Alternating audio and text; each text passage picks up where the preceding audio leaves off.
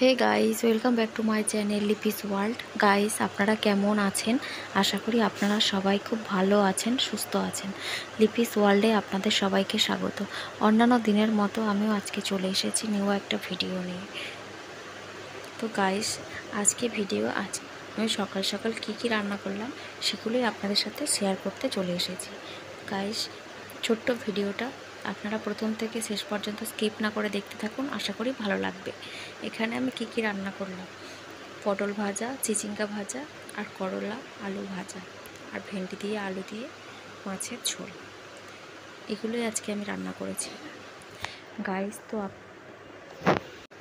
Guys, ছোট্ট ভিডিওটা আপনাদের কেমন লেগেছে কমেন্ট করে জানাবেন, এবং ভিডিওটা ভালো লাগলে ছেড়ে যাওয়ার আগে লাইক, কমেন্ট, শেয়ার, সাবস্ক্রাইব করে পাশে থাকবেন।